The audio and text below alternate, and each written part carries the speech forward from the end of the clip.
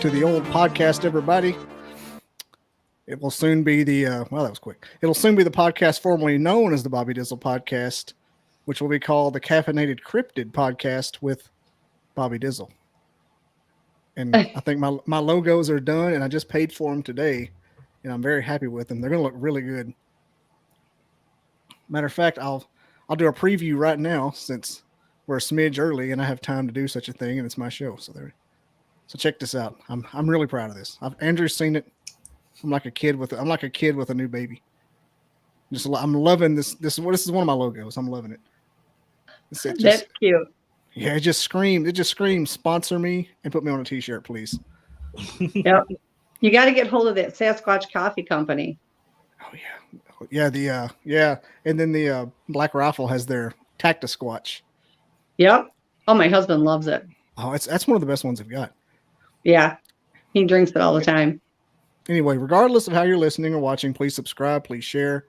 One thing that won't change is I'll always be available on BobbyDizzle.com. It's always going to be there. Even if I have another domain, it's always going to lead back to there because I'm going to have more podcasts about comedy and great outdoors and probably start doing food again because that's one thing I can't quit talking about. But anyway, BobbyDizzle.com, like and share, yada, yada, yada. You know the drill. We got Robin McCray here tonight. She is a world-renowned Sasquatch experiencer and very highly recommended. 2 out of every 3 people I talk to say, "If you got Robin McCray," I'm like, "No, but she's coming." Well, here she is. That's so sweet. Oh my gosh. You got some fans out there. Yeah, and I just it amazes me. People are so kind. Like I know we have some of the researchers that can be a little bit not as nice, but I'm really blessed. People are so good to me and so kind to me. And I appreciate it so much. Oh yeah. Anyone that gets cocky about how somebody sees anything in this field has problems themselves. Oh yeah. Like you're dealing with something that for all intents and purposes has no evidence, and it's dealing with stuff that people have seen and spreads around. And I'm thinking, why you can't call yourself an expert? I mean, calm down. To begin with, I say this on every single show I'm on, so people are probably sick of hearing it. If somebody tells you they're an expert, turn around and run. I love it. You're not the first person that says that. Yeah. In my opinion, for whatever it's worth, there are none because they're not going to tell us everything about themselves. They tell us a lot, but they're not going to tell us everything about themselves. It's not like there's a textbook you can study on this stuff. It's all a learning curve. I don't care how many experiences you have. I don't care if you don't have any. We're all on the same playing field because none of us knows it all. And to even for a second claim that we do is just ridiculous. There is evidence. There's absolutely evidence. There's a ton of evidence out there. Unfortunately, if it goes against the grain of what people want to believe, they consider it a hoax and they dismiss it. I personally worked on the Sasquatch genome study with Dr. Melba Ketchum. I will support that with every breath in my body because I know it was legit. I became part of it because the Sasquatch were the ones that told me to find her and help with it. And I'm also on the team with her for the Cryptid Genome Project that's out now that we are doing fundraisers for. And there is evidence. The DNA doesn't lie, and you can't. We sent it out to so many different labs that you can't turn around and say that it wasn't done correctly when all the labs got the same findings. It's just ridiculous. But people didn't want a woman to be able to come up with it. They didn't want someone that came out of left field. She was a vet. She also did DNA forensics. She was there to identify bodies at 9/11. She's testified in court, on DNA cases and more than qualified. But it kind of blew them out of the water because she just came from out of nowhere. In her defense, she didn't want it. She wasn't trying to do it either. It fell on her lap, and that was why she ended up in it. Now, was the DNA, was it an unknown carnivore or did it come back human like I've heard? It's a human hybrid.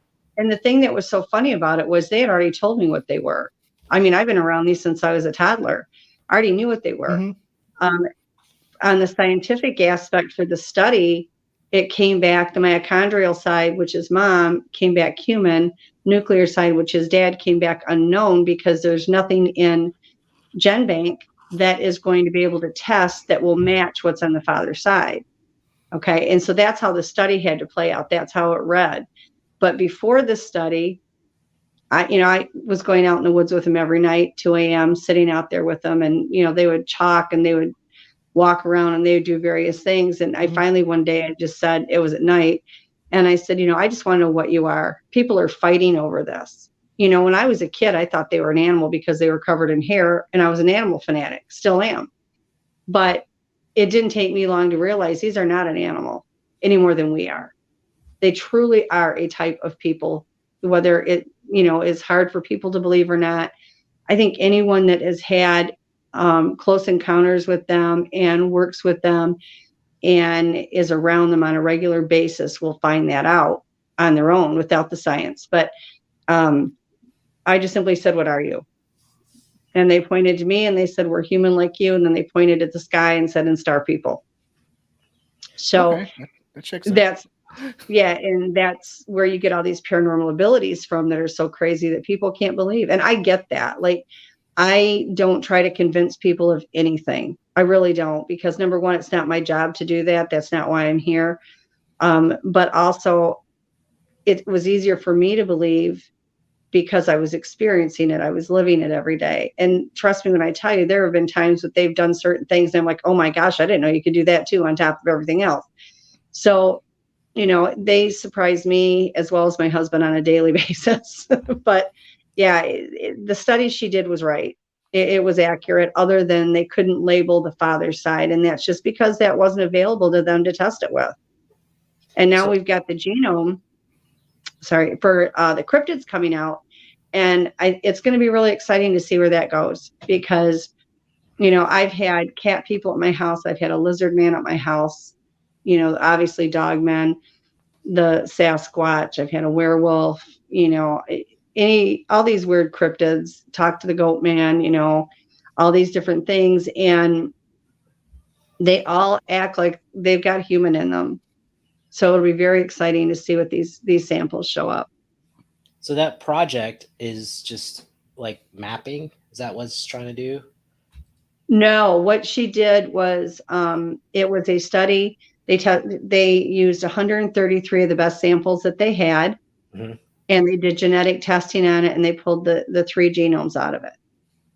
And that gave them what they needed to know as far as the genetics. I'm not a scientist. I'm not even close to being qualified. I mean, yeah, I just want to know like the aim of the project, what they were. Yeah, no, it was because they were listed, Andrew, when it first started. Melba had various people coming in and bringing in samples and saying, something's getting into my bar and someone's getting into this, someone's getting into this.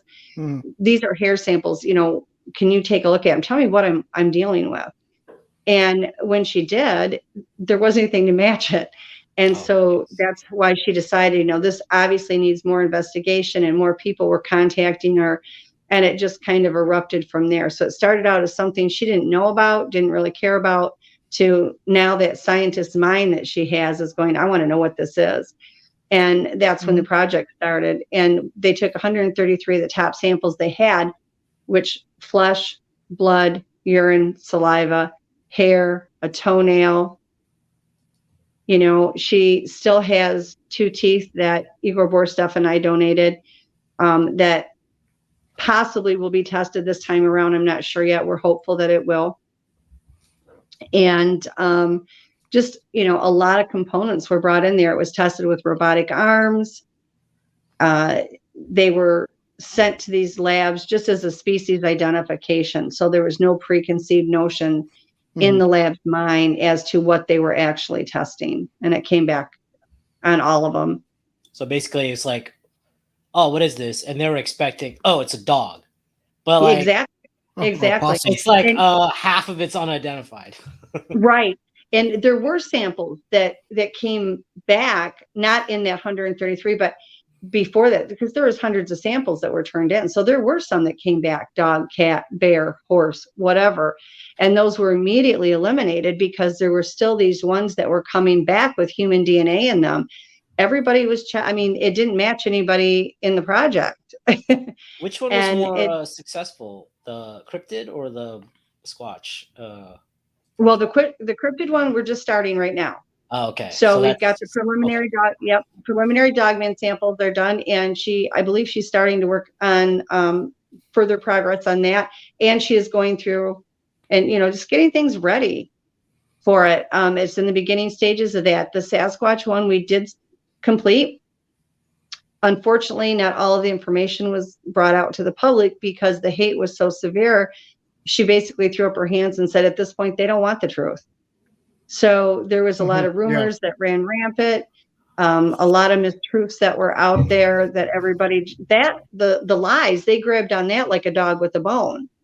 The truth, they wanted nothing to do with, and I think this time around, we've already, in the beginning stages of the Cryptid Genome Project, we have already really noticed this huge support system that we did not have to that extent last time. Like, we had support last time. We had some incredible people that stood behind us through thick and thin, but we did not have the numbers of support that we have this time. So it's so refreshing. I think people over the last 10 years since the original one was done have noticed a lot of things. I mean, a lot of your researchers, even ones that believe they were just an animal out in the woods, have now, not all of them, but a lot of them have seen and experienced enough with it where they're like, oh my gosh, she was right. Or maybe she wasn't right, but at least we're willing to believe now. And people's minds are becoming more open to what they are. Hey, we got a comment for you now, Robin. Sure. Our Garlip asked Robin what she thinks of Dr. Matthew Johnson and Janice Carter. They claim I support them. Too. Yeah, they do. They do. I support them. I do. I know Janice. She is a wonderful person. She came and stayed at my house. I witnessed her with them. So really yeah. Oh yeah. Yeah. Matt Johnson, I don't get a lot of time to talk to Matt, but I don't have anything negative to say about him. I'm writing these names down. Yeah, I think he's, being honest. We have some variations on what we think on different things, but primarily it's the same thoughts. Why do you think sorry, I was like, why do you think dogmen are always the dogmen encounters are always negative? But they're not. See, this is the thing. It drives me crazy. Dogmen are, first of all, we go and we look at the fact that all of these things are individuals. You have good and bad and everything. Whether it's our people, their people, there's good and bad. That's just it. The dogmen, there's different kinds have been created. Some, like through the government, were created to be aggressive. Then we have some that just don't like us, just like some of the Sasquatch don't like us because we kill what we don't understand. Rather than learn about it, nurture it, find out about it, we just kill it because it's different from us. We don't want anything on our planet that might possibly have more intelligence than we are. And that's really sad. But I've talked to aggressive dogs. I've been mind speak since I was a toddler, probably before I could actually talk. And I've talked to some of the nasty ones and they are vile. I mean, but we have a lot of our own people that are like that I just won't even talk to because they're so disgusting. Hi, Jennifer. And so with the dogmen, it's the same exact way. You have some that are in areas that are very protective of those areas. You have others that will interact. Dark Woods out of Wisconsin, his group there. I've mind with his group multiple times. He's got some really nice ones there. The ones I've got here, I have no issue with whatsoever. Then you have some that will not share a territory with the Sasquatch, and you have some that will. Mine, and I was born and raised in Michigan. I'm now currently in South Carolina, waiting for the time when I can go back to Michigan. But in both areas, I have not had a problem with them sharing territory. They aren't going to sit around and hug each other and, say, hey, come on over for dinner, bring the wife and kids. But they can share the territory. I actually have a photo, and it might have been one of the ones I sent you that is a hybrid of a dogman and a Sasquatch. And this particular one, she hung out with the Sasquatch clan that I interacted with in Michigan. All right. Yeah. So it's just subjective between them. Yeah, they have a different personality. They're much more stoic. I've ran across a couple of them that have like to play the funny sense of humor type thing and some pranks. Sasquatch, they love to play pranks. That's a big thing to them. They are quite the funny guys. They can be very stern and tough when they need to be, but they've got a wicked sense of humor that's really kind of warped. And the Dogman, we've had a few of them, more female than male, that, you know, like to joke around and stuff. But for the most part, they're stoic. They are guarding the woods. They're protecting the land. They're doing what they, you know, it's just like a typical dog. I mean, they're doing what they do. They guard, you know, I mean, think of them as the police in the woods if you want to.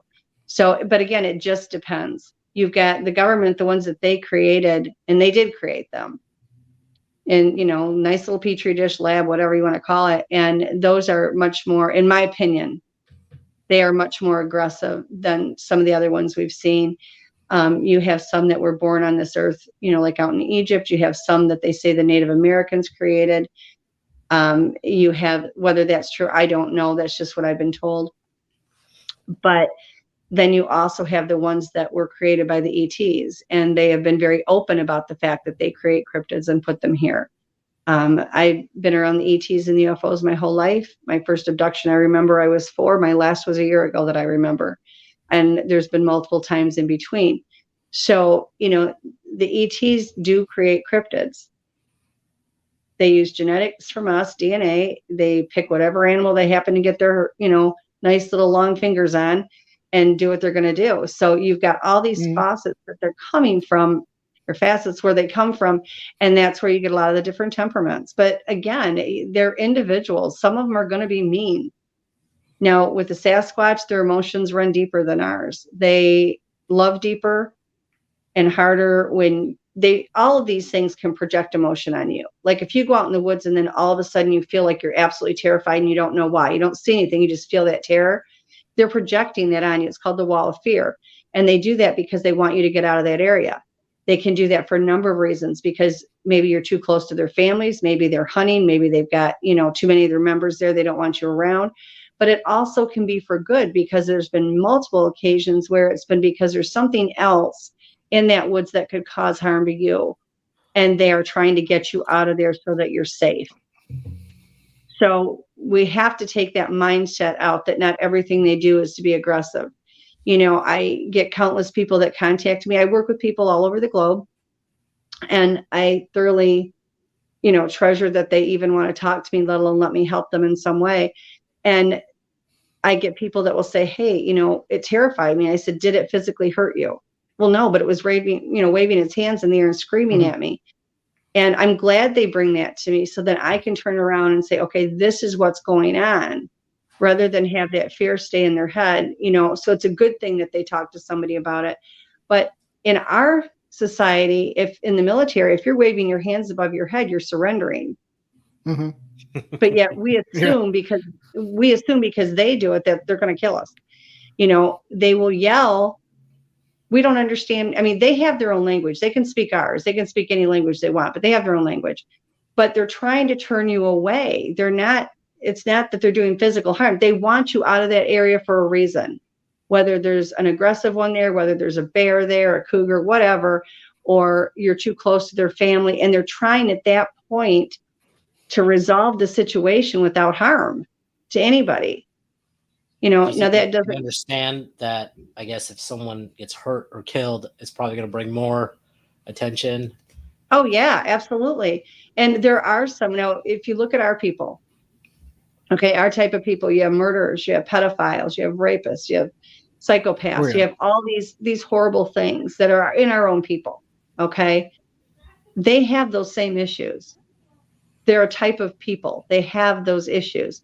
So the problem with it is they are so much stronger than we are and so much bigger than we are, but they actually do have those kind of individuals there. But just like with our people, because we have those people that, you know, are now in jail because of crimes that they've created or whatever, that doesn't mean that every one of us are bad.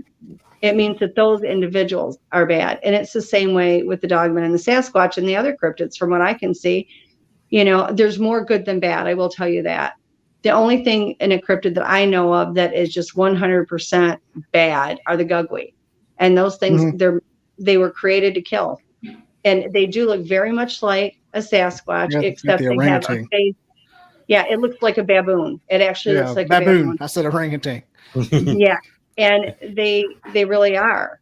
You know, they're there to kill. That's what they do. But as far as the rest of the cryptids go, they're all individuals. You're going to have some crabby, you're going to have some that aren't. And, when they're giving us these subtle warnings to turn around,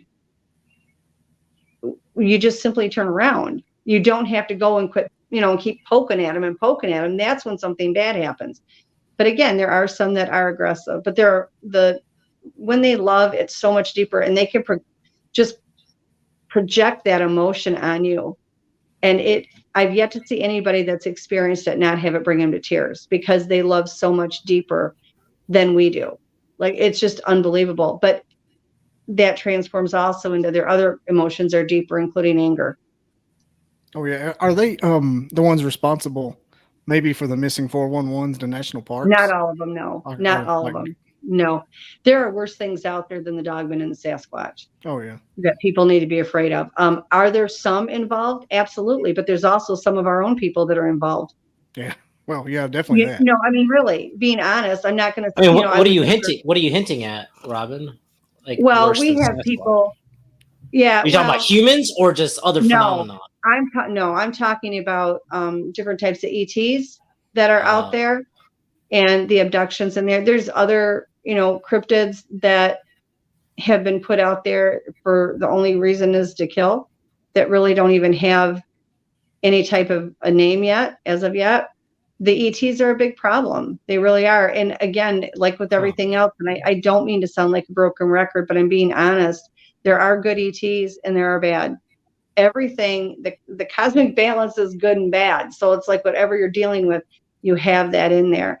But are there some of the 411s that have fallen victim to a Sasquatch or a Dogman? Yes. I'm not going to lie and tell you they won't. Not as many as people think. Really. There's not as many as people think. But they've also anything out there doing that. Yeah, but we also have people that are out there that, have abducted people and done these things as well. So it can be a really kind of a sticky situation. Oh yeah. We've been focusing a lot lately on that. I know Andrew was just enthralled with it. First time it hit him is the cave and missing 411 overlay. Yeah, that was. I've known about it for years, and I still like it. It just screams like the perfect combination of all this stuff coming together. Yeah, and you've got portals all over the place. Mm-hmm. You have vortexes, you have portals, you have all these things. Like, the world that we have always been told existed never did. Okay, there's this huge world out there with all these other things that we have literally been programmed never existed. And it's. Oh, sorry to cut you off, but no, honey, you're fine. You're fine. I'm kind of like a respectful skeptic. That's kind of like how I approach things. Yeah, and that's okay.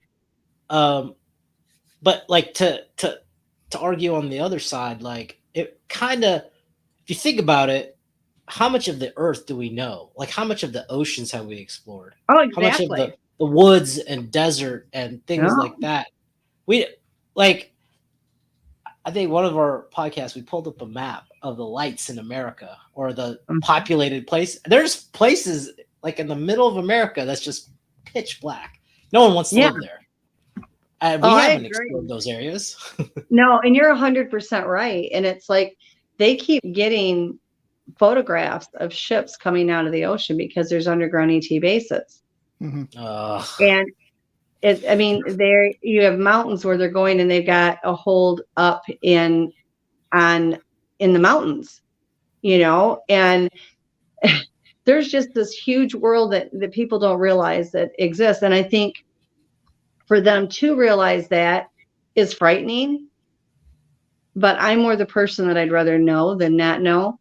But we have literally been kept in this nice little tight square our entire life, like this protective little bubble that keeps us in control. And we are only allowed to know different things. And I think what's happening now is the things we're not allowed to know have finally had enough and said, hey, we're here anyway, and more people are seeing them and experiencing them. And it's okay to be a skeptic because you haven't experienced it. Once you experience it, it's kind of like that final puzzle piece that comes in so you can start the giant puzzle, Lionel checking in with his favorite North American statistic. I love Only that. 30. That's true, Yeah. though.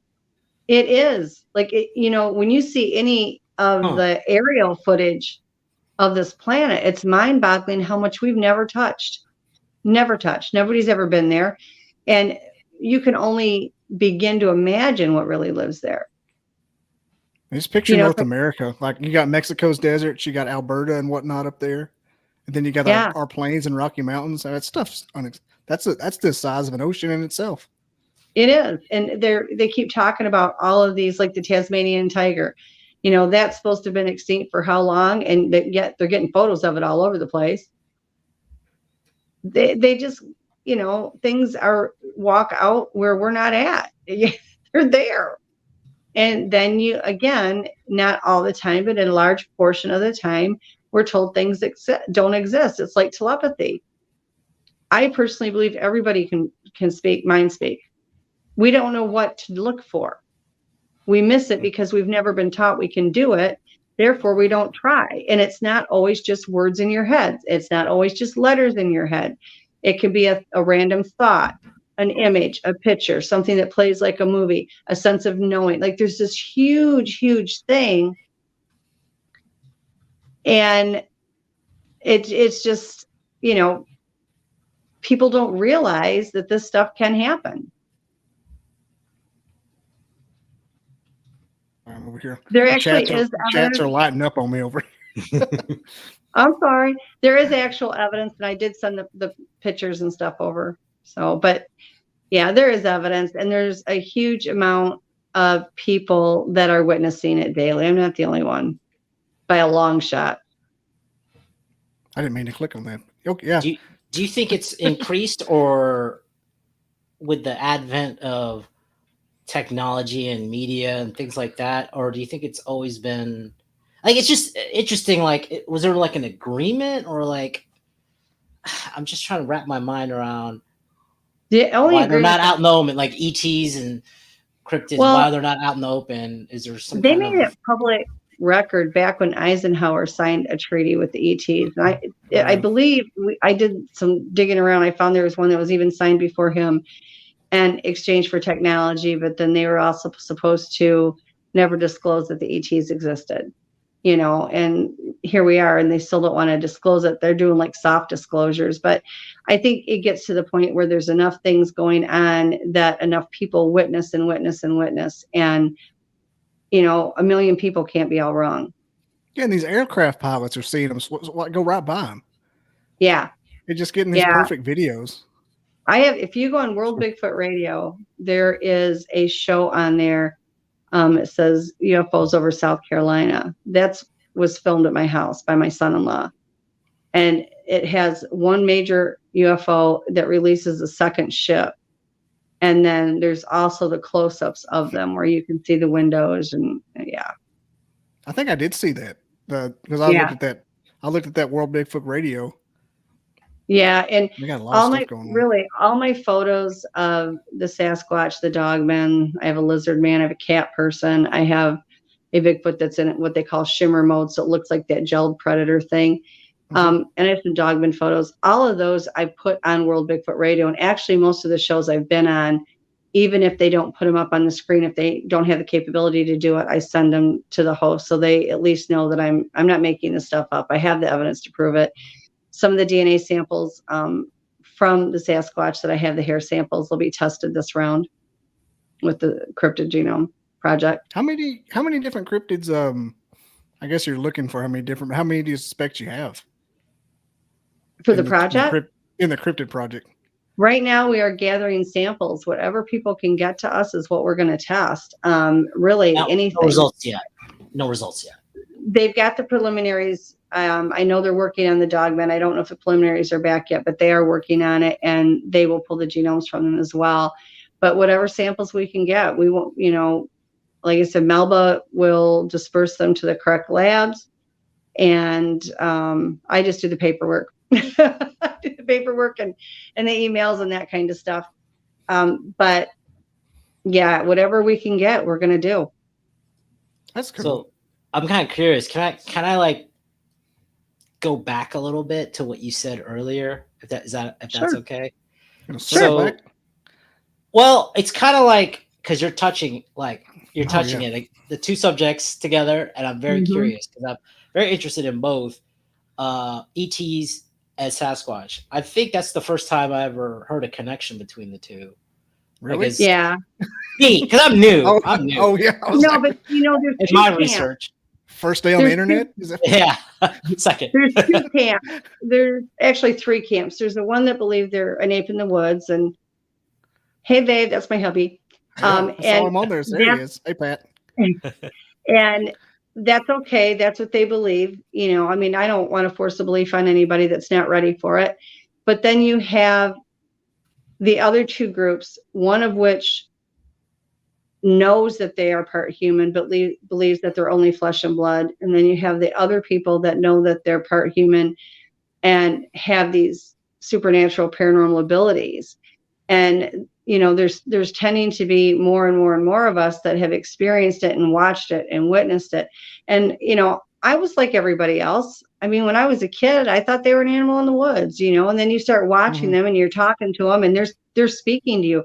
They have their own language. They have their own alphabet. They can write to a degree, not as fluently as we do, but they can read basic things. I mean, you can sit there and say they're an animal, but they're no more of an animal than we are.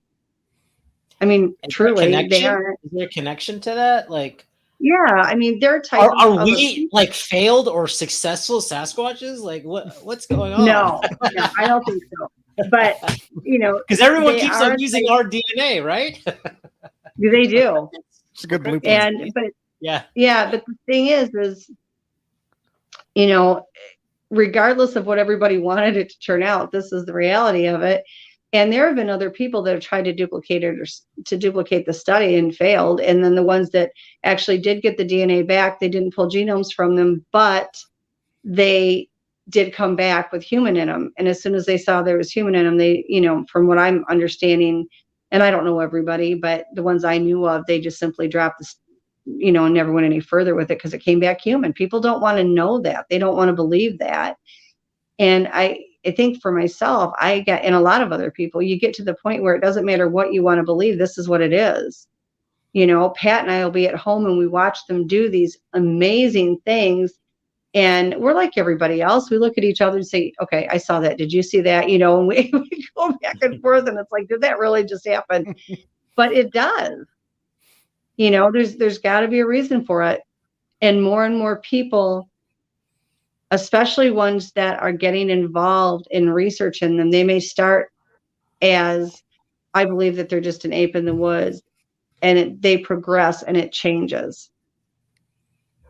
It connection, right? Like, there is, and you can't, you can, if you're going to start out at point one with the believing that they're an ape, okay, and God bless you if that's what you think, that's okay. Eventually you're going to find out what's going to happen if you're around them long enough. And the cryptids tend to pal together, the ETs tend to pal together, and if you are really connected with them and interacting after a while, and each clan is different on the amount of time, you're going to start noticing things that just don't add up. They just don't. You're going to notice that, like the cloaking abilities, Pat and I have asked them, various clans, how do you do this? How do you do it? They started out by saying they bend the light. They don't leave, they bend the light.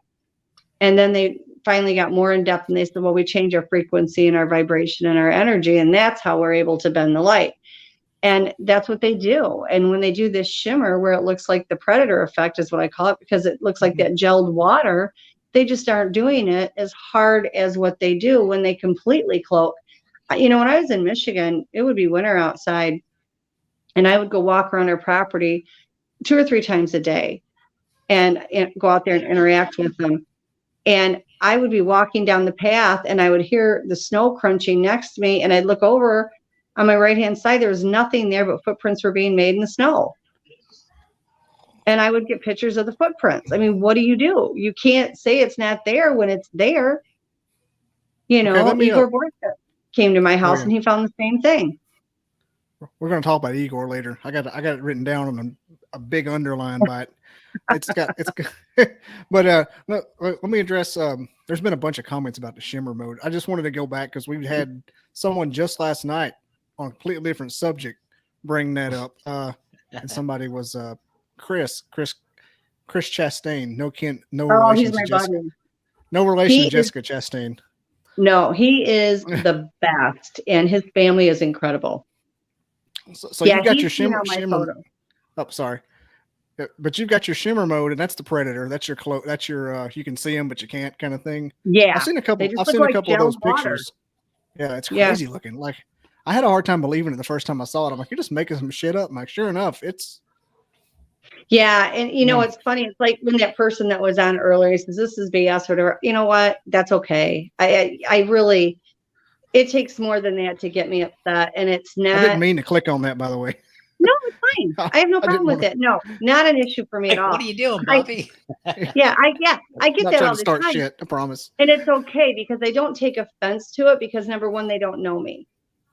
And the people that do know me know I'm 100% legit. They've either had experiences around me or I've been able to tune into what's going on with the ones around them enough to prove myself.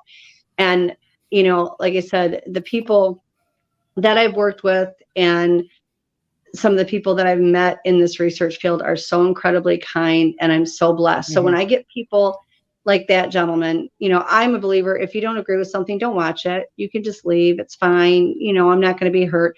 If you want to stand up and make a statement like that, that's fine. I have no problem with that. Everybody is entitled to their opinion. You can't get mad at people for the right to have their opinion. I don't share that opinion, but I respect their right to have it. And the only thing I ever say is, one, if I was not put on this earth to prove anything to anybody. And two, while I'm out playing with the Bigfoot and the Dogman and all the other critters, this person is going to be at home thinking it's all not real, and I'm going to be outside experiencing it.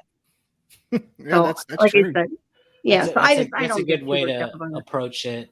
That for any subject, whether it's paranormal or anything like religion, politics, I hate people when they prophesize, right? Like, that's you, that's your thing. Like, if I believe it, I believe it. If I don't, I don't, kind of situation. Well, and the other thing too is when you have, and I'm not trying to single that individual out, so please don't feel that I am, but the other thing I found is when you have people that have that belief that they are, you know, like I said, I have been there. I know, I get it. I'm not there anymore, but I did at one time.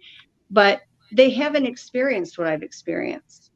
So really for them, it's not easy to believe what I'm saying because they haven't lived through it. And a lot of people, it takes them seeing in order to believe it. But the problem is with a lot of the stuff with the cryptids and the ETs, you have to turn that around. It's not seeing as believing, it's believing as seeing, because once you open your mind, you would be amazed at how many things just show up and say, okay, now that you're willing to give us a shot, you know, I'll let you see me do this, this, and this. So it's okay.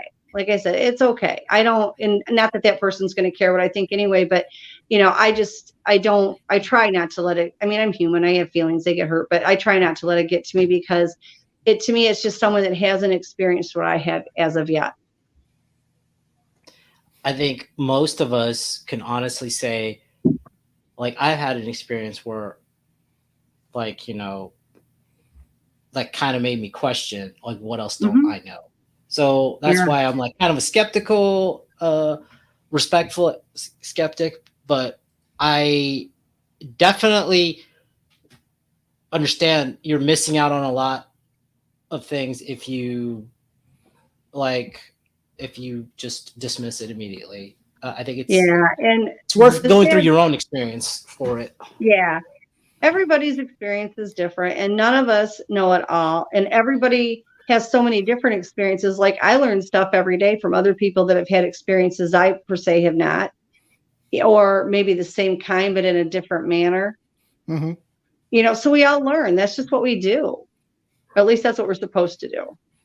Now I've talked to you obviously tonight because we have evidence of that, but I've talked to you and about 4 or 5 other people with a similar, you know, kind like personal. It's on their farm. It's in their woods. Like I was just, he was back with the evidence. He said if he was seeing him every day, he would have evidence. I just don't like the intelligence of them. I just don't think. I don't want to be the guy that says, well, of course there's no evidence because there can't be. I just don't think that they will allow the kind that we want, the kind of evidence we No, want they're to never happen. They gonna. won't let it. No. They're smarter than us. You know, you're talking that the evidence that and the things that I've learned, because they've taught me to do a lot of things, it's taken 58 years. You know, it's not something that is going to go on overnight. He's asking about my evidence, and that's a valid question. He has a right to that question. I've, you know, like I said, I've sent you photos. Other people have been at my home and witnessed these things.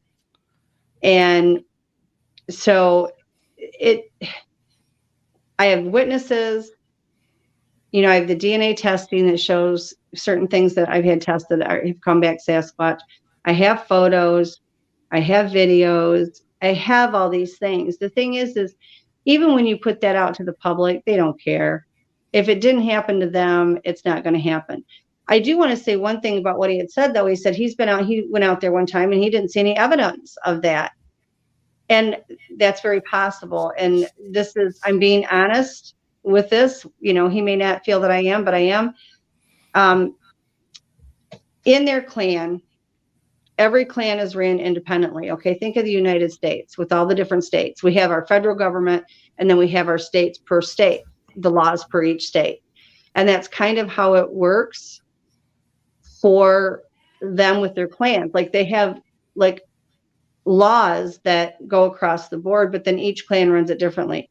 Some clans are very much into using their paranormal abilities. And then you have others that are kind of, I refer to them almost like the Amish. Like we have Amish people that won't use electricity. They won't use any modern conveniences of any kind. And they live like you would almost back in the 1800s. There's not anything different with those. There are some that just will not use their paranormal abilities. They all are telepathic. That's a given. But also, if they don't teach the children that they have these things, they don't. And so one of the things that was very evident is, and again, if you go back on World Bigfoot Radio, you want to look at the Kevin and the Glag saga. When Kevin found Glag was a small child in the woods, and Glag was a forest person. And he didn't use abilities. He never knew he had them. His mom and dad were killed before he was able to be taught to use them. So Kevin took care of him for a great many years. And then the government was after Glag all the time. And so he got Glag over where he was accepted into a clan. And that clan was using the paranormal abilities. And so they in turn taught Glag. And there have been several witnesses of this as well as Glag. Kevin has now passed away, unfortunately. But Glag other people have seen him, and he still appears and has helped people at times. So is that the one in Russia? No, that's Grisha. That's Grisha. That's one that Igor is working with right now. Well, but no, I remember there was one like they found in Siberia, like not Igor's bunch, but like 100 years ago. That was like Zaina? Yeah. Zaina. Yeah, Zaina quit. Actually, the 2 teeth that Melba Ketchum has that Igor and I donated, one is from Zaina and one is from Kuwait. I'll look at. Thank you, Chris. Yeah, I kind of have that effect on people. I met Chris, and it kind of, he's honest dad. He's one of the dearest people. I just adore him, and his family is incredible. But as soon as we started talking, everybody has a trigger. And I think it just kind of triggered him. And all of a sudden, all these crazy things started happening. And when I did the Georgia Bigfoot conference, Pat and I did, Chris and his family came and his dad was there. And I was telling his dad, the Sasquatch were telling me things that his dad had done when he was a kid. And his dad was like, oh my gosh, that's so true.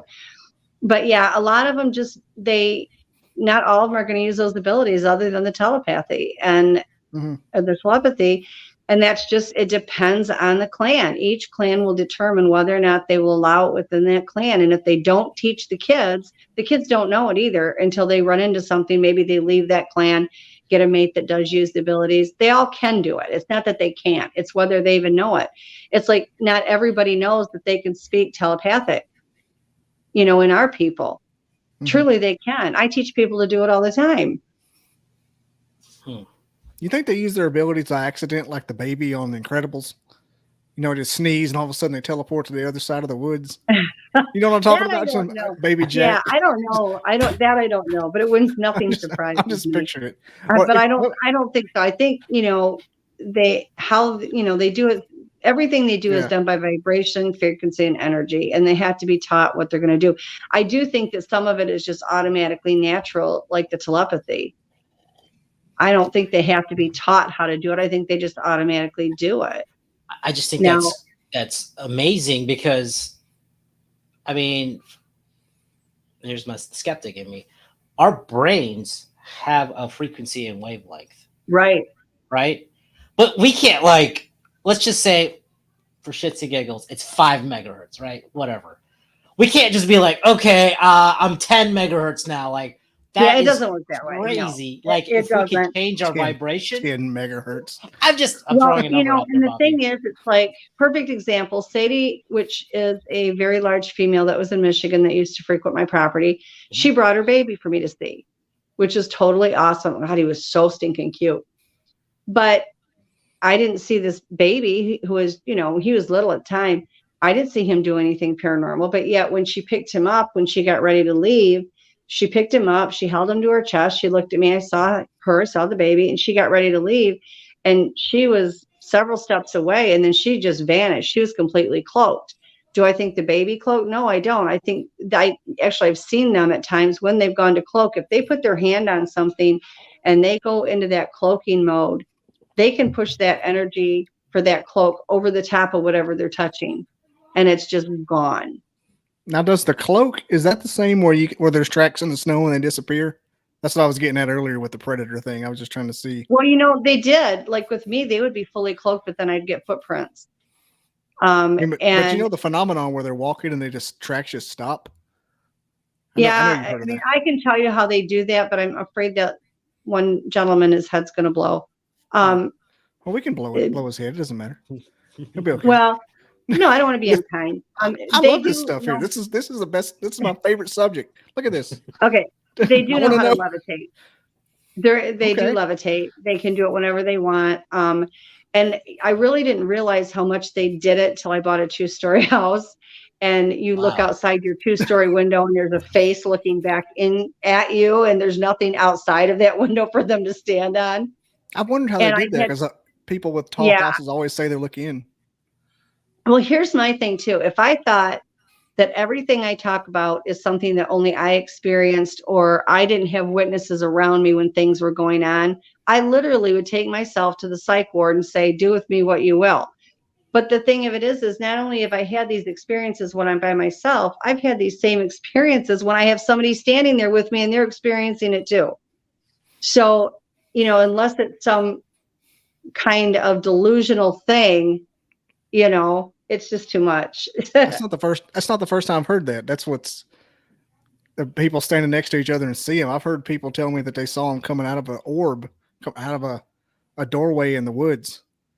Yeah. It looked like the Northern Lights, and the two people said they saw the same thing. Yeah. And they came and they turned into an orb, and then the orb started crunching on the ground. They turned into Sasquatch, and they went and got the peanut butter and left. I think that's kind of interesting, because it's like, I guess, related but unrelated. Is it kind of like, this is kind of a left field, but like, really, the Egyptian pyramids and that's left field. We passed that mark. Like the Egyptian pyramids and like the hot dog stands and the Mayan pyramids. Like, did these two cultures ever interact? Why are we reoccurring? And in East Asia, we see pyramids like throughout several human cultures, seeing pyramids. So, like, does that mean that was a mass, like, delusion? Like, I feel like if there's enough voices that saying they're seeing it, I don't know. There might be some. And there was a gentleman, I'm kind of looking at the questions as I go here, that said, how can you prove telepathy? First of all, prove not. Okay, prove to me there isn't. But the other thing is, when we're doing this, Pat and I, because Pat is extremely gifted with telepathy. He's just phenomenal at it.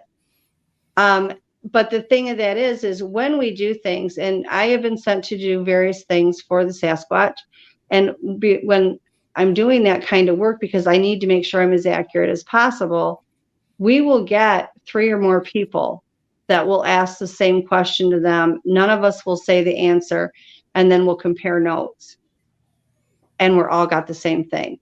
So explain to me Number one, how can you prove there is no telepathy when scientifically speaking, they proved it years ago, but also when we have a group of people that ask not only the same Sasquatch we're speaking with, but also other ones, and we all get the same answer at the same time.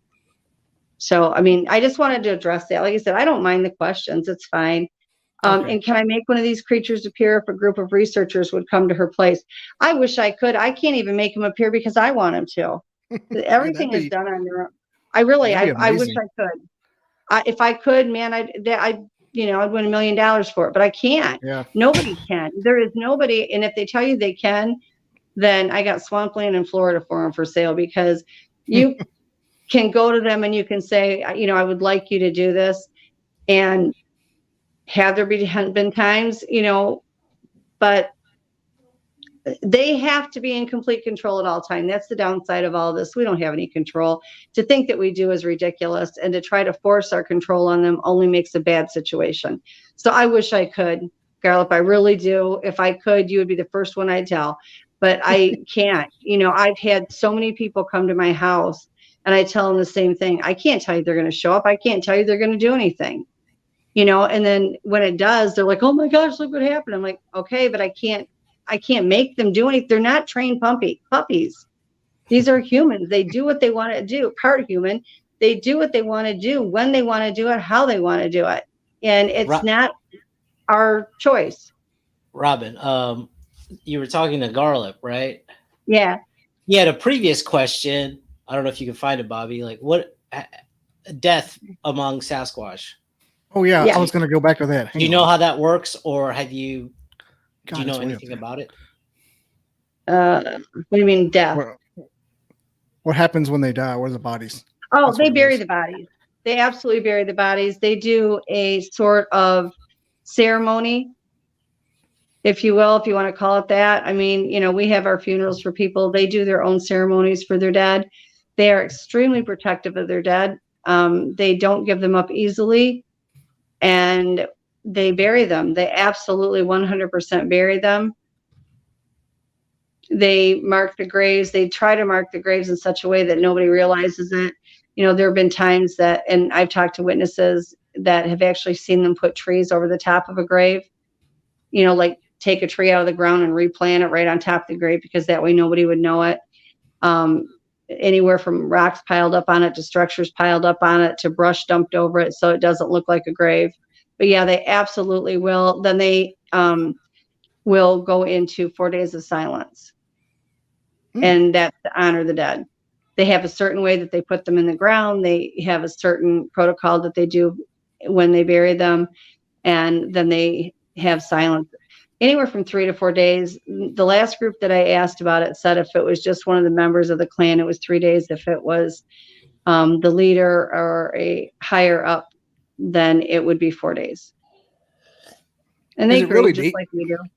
I mean, do they bury like really deep? I feel like they would. Yeah. They're not in shallow graves.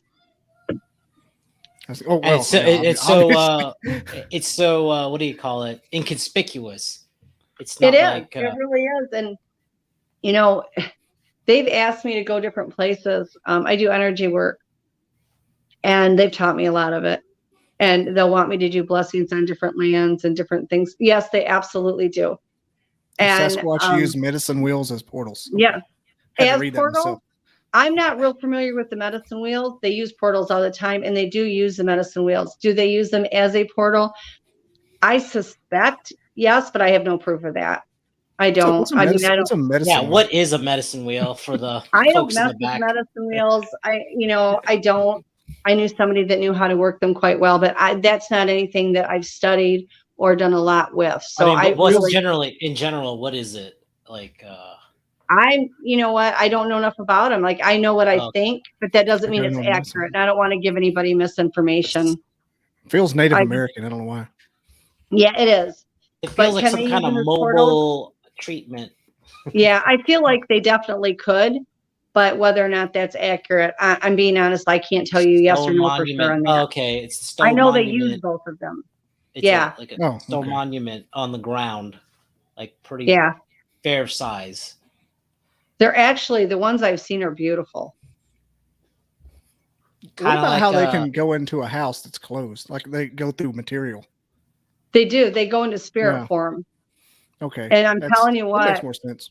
I've talked to several people besides myself that have witnessed it, and it is the freakiest thing you've ever seen, because you're sitting there and you're not anticipating it, and you literally see this thing go into a spirit form, and it looks like a ghost going through the wall. I mean, it's really freaky.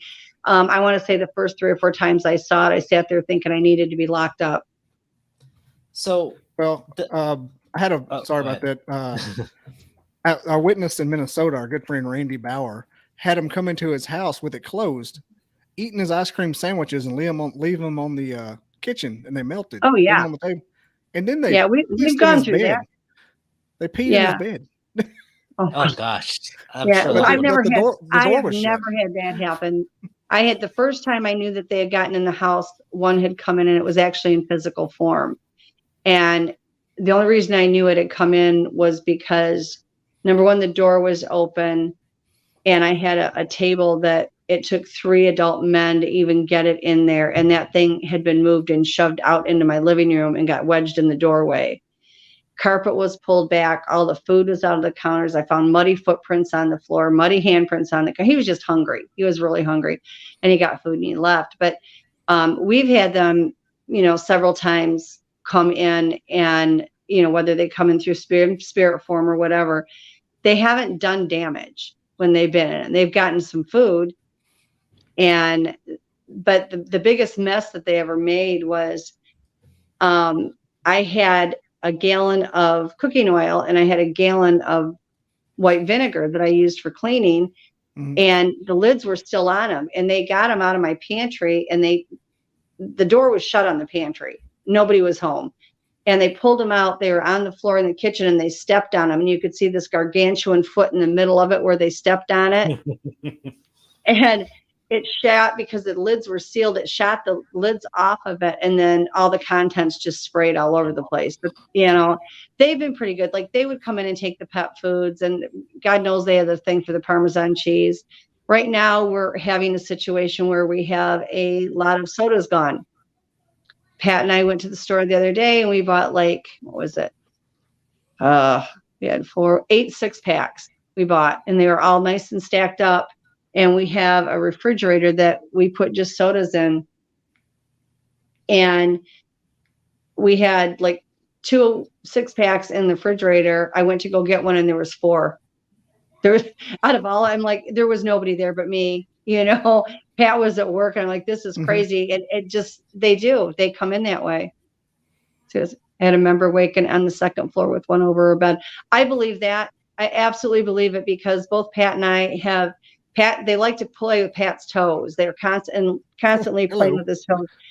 And me, I've had them where I'm half awake and half asleep, and I'll feel somebody's hand on my thigh and put pressure down, and I'll look over and there's one standing there. So yeah, I believe that. Absolutely believe that. Are you okay? Are you okay with it?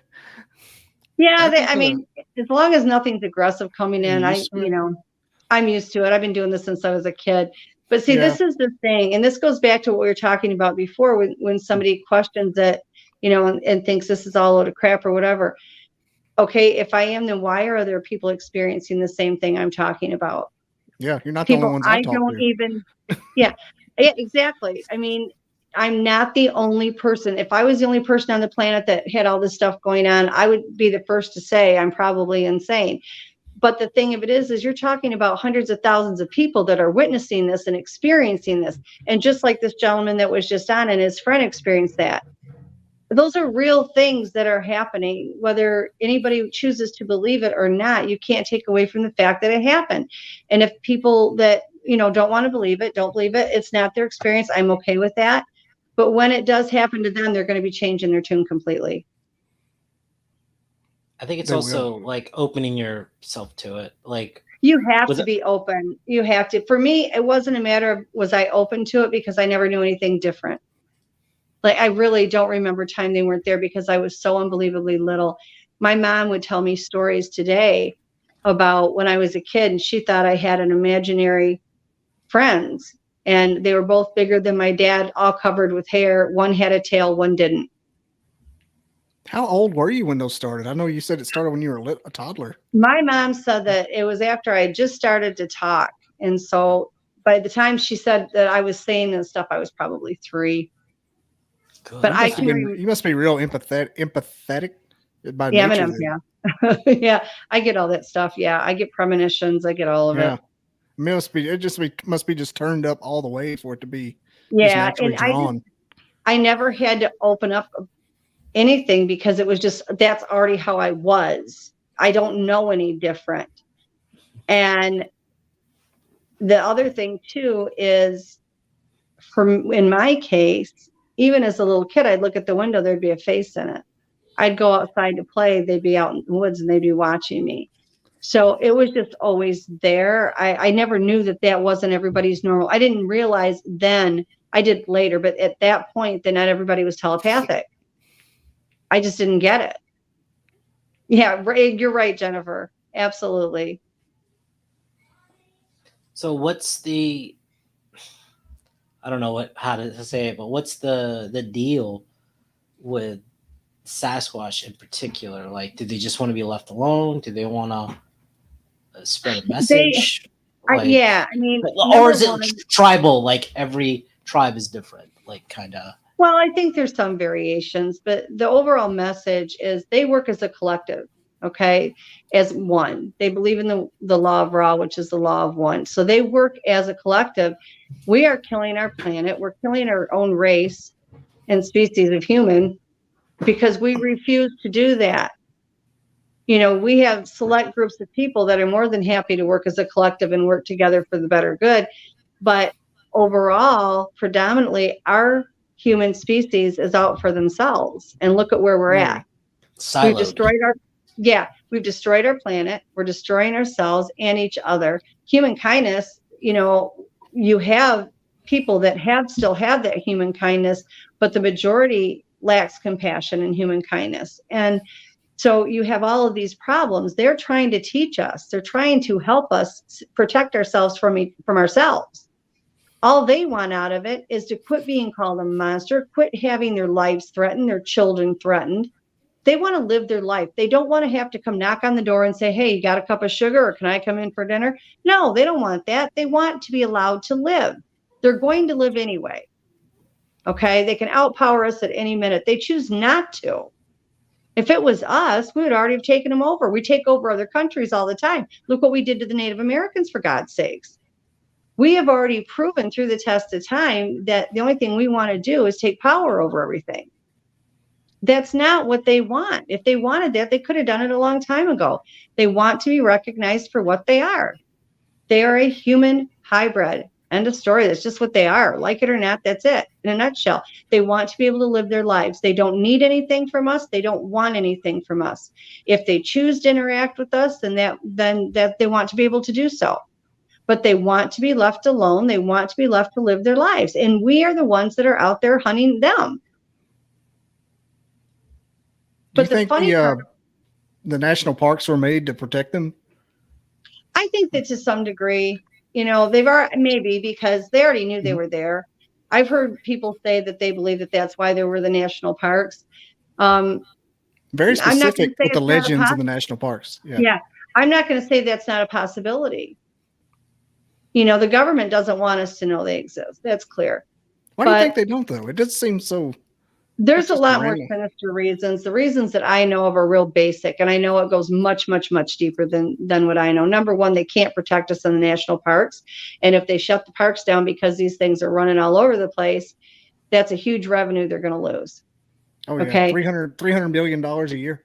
Exactly. Number two, they literally anywhere can't protect us because it's not everybody think, oh, I've got a gun, I'm all good. Yeah. Do you want to know how many people in history their guns malfunctioned and they couldn't shoot it? They use vibration and energy on everything. That's how they script the cameras and you get the blurry pictures. That's how they stop things. That's how they use telekinesis. That's how they do all of these things that they do. And I have known people that have had guns out, not necessarily to shoot them, but they made them malfunction. And there are also cases in our history of men that were out deer hunting, not looking for a Sasquatch, but encountered one, and they found these people with the rifle wrapped around their neck in a coil, and they were dead. I mean, can you imagine the strength? Do you think on that same token that's the reason the Patterson Gimlin field didn't clip out, because it was all spring loaded instead of electronic? Exactly. You know, as we've progressed with technology, it's made it easier for them to manipulate it. It hit me one night. I got to looking because that movie Nope had the same scenario where the camera that actually got the exactly. That was a good movie, by the way. It was spring loaded. It basically was Hollywood telling us how Patty happened. Well, you know, the camera had no electronics. I'm just kind of see if there's any. Where can I see this? Atheist Inquiry. If you want to see my particular evidence, you can go on World Bigfoot Radio. They've got all my photos and stuff. Every show I've done, I've given the host of the show several photos to back up what I say. Whether or not they put them out, or if they have the capabilities on that show to put them out, is up to them. World Bigfoot Radio, I've done several shows there for them, and not only is the UFO video there, but my other photos as well. The only one that I think that I was really good that I didn't give him is one that I got like within the last month, and he was just standing up by the house. I'll pull him up here in a second. I should have had that done already. Well, no, the bad thing is you know, everybody goes out with their camera. I've done that too. Igor Borstev gave me a really nice camera so I could get these really great pictures, and they know what a camera is. They're not stupid. But I have my cell phone on me at all times. I work with people all over the globe. And basically all I do is I listen to them. I help them understand that the ways that, because the Sasquatch, the ways that they run their lives are different than ours. And I don't know everything. I'm not an expert, but if I have something that I do know, I'm happy to share it. And so I just kind of talk with people and work with people on how to interact with them safely, and so that they know their intent. And so I've always got my phone on me at all times. And they're used to that. They're not threatened by it anymore. So I can go out there and I have my cell phone and I can get a picture. And here's the other thing. And I talked about this on other shows as well. If they are cloaked and you go out there and you take their picture while they're cloaked and you don't have them in the center of the frame, they show up. They absolutely show up while they're cloaked. Hundreds and thousands of people are figuring that out because it happens all the time. That's how you get some of your best photos. I've had somebody else on the show send me one with the Sasquatch on the side. It was just standing there when it was clear. Yeah, and it does. And if you see one, don't ever put them in the center of your screen, because that's how they can use their energy against you, because it manipulates the camera, because it's digital and it's blurry. So even if you see one in flesh and blood, put them off to the center or off center of the screen, and you will be able to get a much clearer shot. Bobby, didn't you say you wanted to come back to something? Oh, Bobby, you did. No idea. I have no idea. Igor? Did you say Igor? Well, yeah, definitely Igor. Okay. Did you want to come back to that or something else? Igor has a what's his Sasquatch name? Geisha? Oh, Grisha and Dagon. Do those look like the ones that you see here? Some of them, yeah. Yeah. That is the wildest thing I've ever seen. Yeah, they'll wear animal skins. They'll have dreadlocks. The braiding is really intense. A friend of mine, she owns and runs the Nebraska Bigfoot Museum. It's the only one in Nebraska.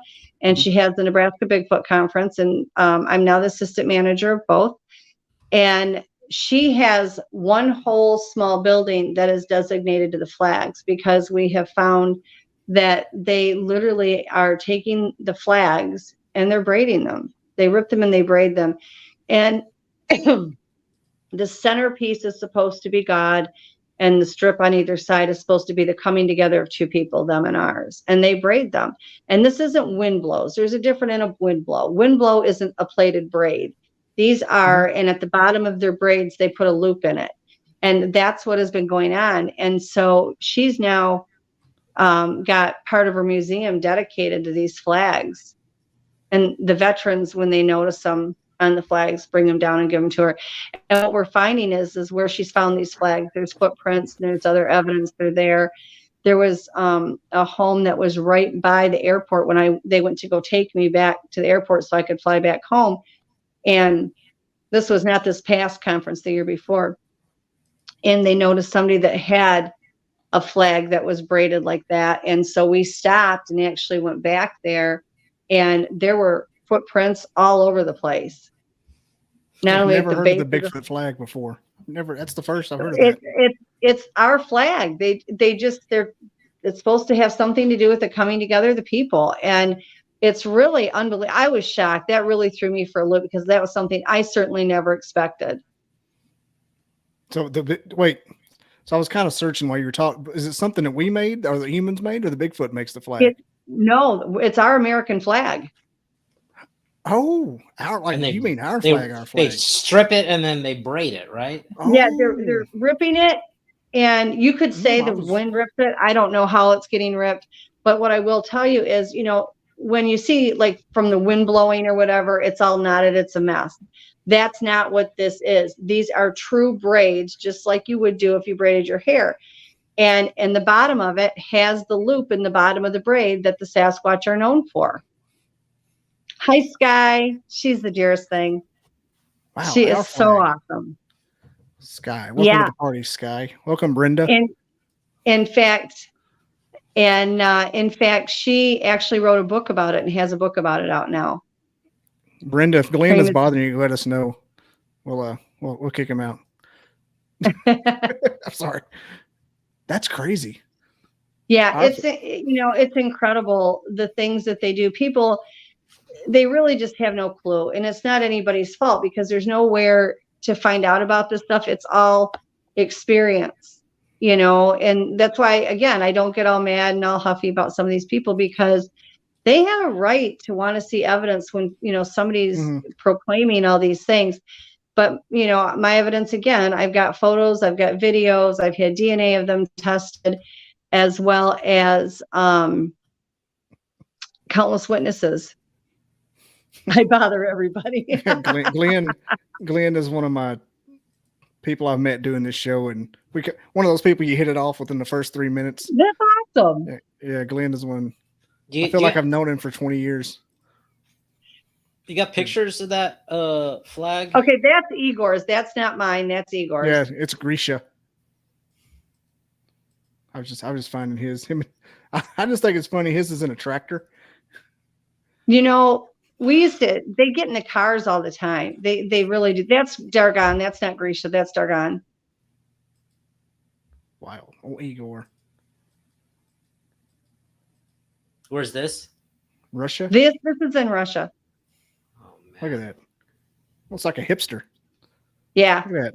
But they will. They'll take most interesting Squatch. They'll take viney plants and weave them into the braids. They'll do like the dreadlocks. They'll get animal skins and wear it. I mean, yeah, they do. They'll steal clothes off clotheslines. We can't fit the clothes, obviously, but they'll take them and try to make them work. What about that flag? I'll pull up yours now. I don't think do you have the picture of the flag anywhere? I didn't see it. No, I don't. Harriet McFeely does, I think, on her wall. That's because crazy. she's the one that wrote the book. The flags, they are beyond incredible. And I tell you who else, if you go on Bigfoot Crossroads of America Museum, is that what you're talking about? Yeah. Okay, that right there. Wait a minute. Go back. You're going too fast. Go back. Sorry. All right. That one right there is the hybrid that's part Dogman and Bigfoot. If you look, you'll notice she has ears. And I'm sorry, guys, it's hard to see. Again, I took them with my phone.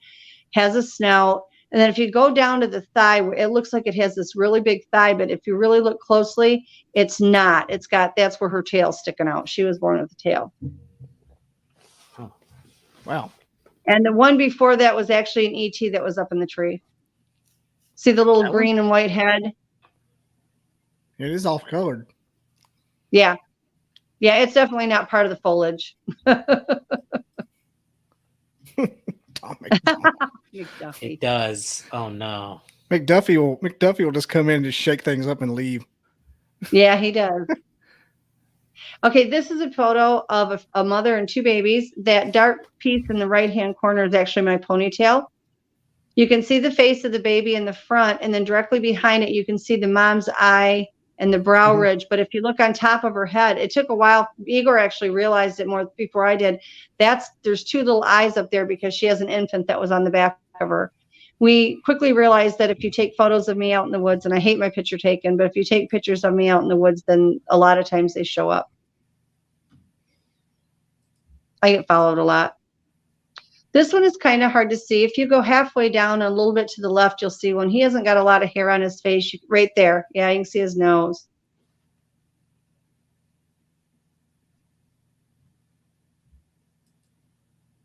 Yeah, there's another one. You can see him right in the middle. It's bare around his eyes and over his nose, but the rest of him is hairy. He has a little bit of a coned head. All my photos are taken from my house, either my home when I was in Michigan or here. Those cone heads stick out when you see them. Yeah. This one you can see. This is one I'm very close to. His name is Shadow. You can see his white head in the back. I've circled it just because he kind of blends a little bit. Right now he's about 7.5, almost 8 feet tall. He's been around me since 2009. Do you gift at all, like peanut butter or toys or anything? You know what? When I was in Michigan, I gifted every night. I didn't have anybody to go to that said, hey, if you do that and then you stop, they can get mad. Yeah. So I put out probably $200 worth of food every week for them, and they were really great and appreciative, and they would leave me gifts. When I did stop, because I was getting ready to move, that particular clan didn't have a fit or get nasty or anything, other than they took the buckets that I had put the food in that I had hanging up on the tree. They took them off the snaps. They were in with snaps, and they put them on my porch upside down like, hey, dingbat, you forgot to put the food in.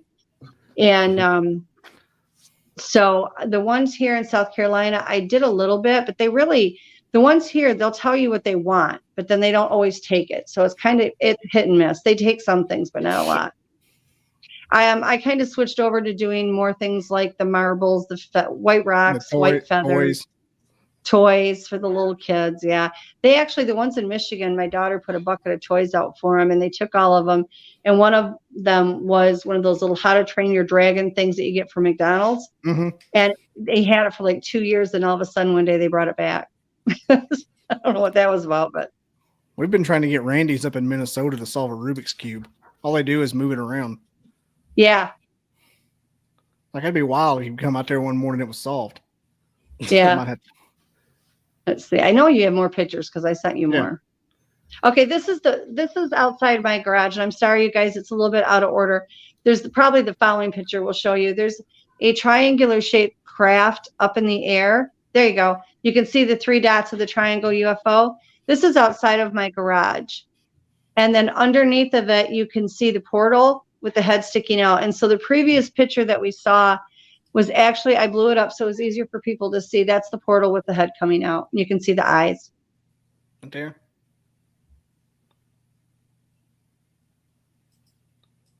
Wow.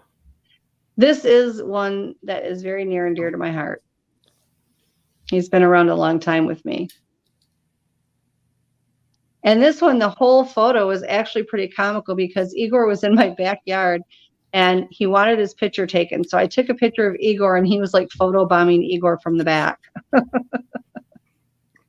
Now, does Igor have like a special energy that makes him go rowdy, kind of like you would? No, like they just know that he believes in him, and they like him. The thing is they get mad because he's public, but then they wanted me to go public with their information too. But yeah, he's interacting now with them. Mine used to play tricks on him. Oh my gosh, such tricks on Igor. I kind of wonder how they would take me, because I believe in them, but I'm really like curious. I'm not like somebody's going to get in there and want to shoot one or capture one. I just want to. Yeah. Wouldn't mind just having a little bit of experience. Yeah, they'll get used to you. I try to practice my telepathy. As long as you're pure of heart, then they seem to be more comfortable interacting. Yeah, I try to practice like kind of like when I talk to AI, I'm really nice so they don't imprison me. Yeah. And like, you're very helpful, little robot. Please don't kill my family when you take over. So I know that possibly Bigfoot can sense what I'm thinking here, because Oh Randy yeah, is they know Bigfoot's you're in in town. Minnesota. Yeah, they've screwed And up my even stuff here. Yeah, they will. They got mad one night. They wanted me to come outside because they liked my energy and they wanted to pull energy off me. And I was writing a term paper for college, and I was like, I can't right now. My kids were in the house. I had gone back to school, and they wanted me out, and they were just adamant, and they were hooting and hollering and carrying on. And I'm like, I can't right now. They shut down the entire power grid to my house. Nobody in the block had a power outage except me. So I went out there, I talked to them. I said, now turn my bloody electric. My kids are scared to death. So they turned the power back on. I go to they wanted me to stay out there. And I said, I can't sit with you guys tonight. I've got to get this paper done. They would not turn my computer on for the longest time. They finally eventually did. But yeah, they can manipulate it like nobody's business. Yeah, the first night that I did my serious. I agree, Brenda. Oh yeah. That I never had problems with my internet or computer before or since. They shut it. I had to reboot twice, everything. It's never happened. The next time we had Randy on, I had the guy that was on here a while ago, Terrible Lizard. It was on his show. And then Randy's like, "Hey guys, you know how you talk to your Bigfoot. Hey guys, yeah. If you're around here, do something." And Randy drops. I'm like, it's just I'm like a kid that wants to believe in Santa Claus, and when that stuff happens, it doesn't help me at all. Like I'll go sit in his lap at the mall. I don't care. Close up of him that you can see his face a little bit better. Yeah. But sorry, I got to talking. Oh, you're fine. Yeah, that's a little bit closer. You can see his bare nose. Duffy had a question about the portal. Oh. I just realized that wasn't his face. No, McDuffie, what had actually happened was I like to watch the deer and everything, and we live in the woods, and I like to watch the wildlife at night. And we had put these, they're by Zomoto, they're security cameras, but they weren't out there to capture pictures of the Bigfoot. They were actually out there so I could watch the deer, because you have an app that you put on your computer, tablet, phone, whatever, and you can watch what's going on outside. And I assumed that, the Bigfoot would stay away because it was on there, which that wasn't the case at all. We saw all kinds of stuff that even freaked me out. But when I went, I didn't know that was going on out there. And I went to bed. I got up in the morning and I checked the camera, and that was on it. The only thing I knew was right around the same time, because it'll show you the timestamp of when it did it. Right around that time, the dogs were in the house going absolutely insane. And I just assumed it was just the Sasquatch running around, and it wasn't. And then shortly thereafter, we had a friend that had came to visit us for a month, and he had left his phone charger in his car, and he went out to his car, turned around to come back into the house from getting it, and there was a UFO hovering over the house. And then Pat, like a year or two after that, went into town really late to get something from the convenience store, and he came back and it was well after dark. And when he pulled in the driveway, there was another triangular craft out there. That's crazy. I guess because if you're open to one thing, it leads to the other ones. Oh, everything. They're all interacting with each other. This one right here looks like Patty. Yeah, isn't he cute? He is the dearest thing. That guy saved my life 6 times. I wouldn't be here if it wasn't for him. Him and the white one, but mostly him. That face. I'm a lot of work for him. Do you know, Bobby, what he did one night? Pat and I were sound asleep, and something woke me up. It was like 2:30 in the morning. And yes, I have, Glenn. I've been abducted on and off my whole life, and not just by them, but yeah, I have seen them, the short and the talls. And something woke me up about 2:30 in the morning, and I live out in the woods. I don't have curtains over my windows because the Sasquatch are always looking in them, and when I put the curtains up, they have a fit. So it's like I change my clothes and everything in my bathroom because I don't want to, they're watching all the time. And we were asleep, and something woke me up at 2:30 in the morning, and I thought, what in the world is going on? I looked over towards the window, and it was all black. There was no light coming in, and we have a floodlight out front, and we have 2-bedroom windows, so normally light comes through both of them. And I looked over to the other one, and there was plenty of light. I looked back on that one, it was dark again, and I looked over there, and here was that brown one that's showing right now, and he was crunched down because the top of my window is 10 feet off the ground, and he had to scrunch down and look into the window, and he's standing there grinning ear to ear. So I woke Pat up and I'm like, you know what? It's your turn to occupy him. I'm going back to bed because it happens a lot, but it was pretty funny. He turned around and just laughed and he left. There's your buddy Roger Williams is checking in. Hey, Roger. How are you, sweetheart? I think me and him's been in light talks. He may be a pseudo co-host one day as well. Yeah, Roger's awesome. He was one of the ones that recommended you. Yeah, that's right. Oh, did he? Okay. Well, the other thing I want to say too is it really helps because like Pat, yeah, he's my husband, but he's also my partner in all this. Like he witnesses all of this and he helps me with all of it. And our lives are not normal by any means. And he just kind of goes with the flow with it. And he's exceptionally telepathic. So that helps as well. Because when I'm getting things, I can say, okay, such and such just told me something. What are they telling you? And 9 out of 10 times they tell him the exact same thing they got me. This is a lizard man. You can barely see him. You can see him just a little bit. He's got the reptilian type head. Just see his neck and his one shoulder. That's all you can see of him. This one is.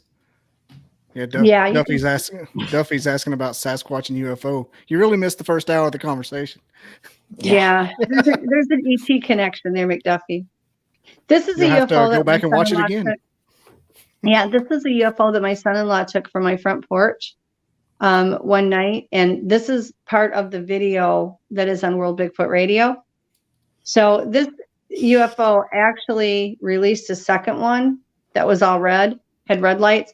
The video itself, not the screen captures, but the video itself, my son-in-law turned into MUFON, which I probably would not have done.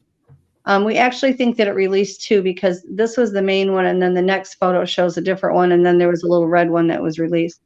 But he turned it into MUFON to see what they thought of it. We watched it for quite some time, and they wrote him back and said that it was not terrestrial. They investigated what was in the skies that night, and as far as they were concerned, it was a class 1 sighting. Oh, this one here? Yeah, that's one of the ones that was released from the back of it. The up close part of it, I don't know if I sent it to you or not. You can see the ship a little bit better. There you go. Class 1 sighting. What does that mean? That's as legit as it gets, as far as they're concerned. If it was higher, it'd be more.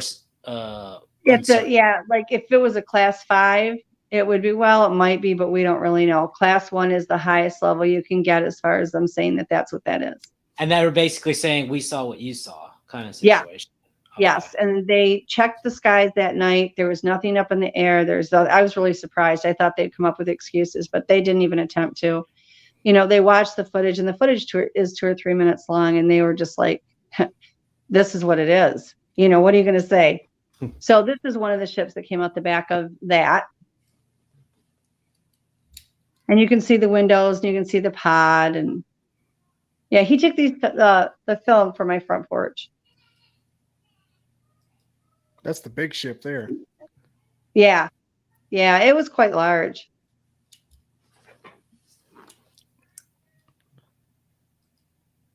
This is hard to see, so if anybody doesn't see it, I'm not offended, and I'm sorry. This is a Dogman. It actually looks like he has a green afro, but it's because of the foliage of the trees. Right under that is where his mouth and his snout is. He was about 20 feet from my front porch. He was cloaked. I heard him moving around in the bushes, and I just started snapping random pictures. I mean, it really, guys, if you want to get pictures of the Sasquatch or the Dogman, that's how you do it. You just take random pictures. If they're cloaked and they're out there, they'll show up. But he was like 20 foot from the front porch. We don't know what this thing is. I'm going to be honest with you. It's like Yoda. He was just out in my backyard. He looks just like a Yoda. I don't know what he is, but he didn't hurt anybody, so he stuck around. I think I've seen him one other time back there. This is a cat person. If you look at I don't know what this thing is in the bottom. It was with it, but if you look in the one in the top, it looks like a feline head. And I think it's important to understand that when you get these cryptids, they're crossing them with animals, but some animal species look differently. Like this looks like a domestic house cat cross. Other people see the Lyrians, which have the lion head. And it could be that that particular one that was used to create that was a lion, you know, with the human and the ET, where this would be a regular domestic cat, human, and ET. If we had the DNA on it, I'm quite certain that's what it would show up as, is my guess. That's Yeah, this one you can barely see him. He's right there behind the bushes. But you can see his mouth and his nose, and he was just standing behind the tree. Again, these are all taken just at my house. That's the last one. It is the last one. I think the best one you got is that one you said was cute. That's probably my favorite. Isn't he sweet? Oh, he's so nice. He's so gentle. He's just the sweetest guy. Yeah.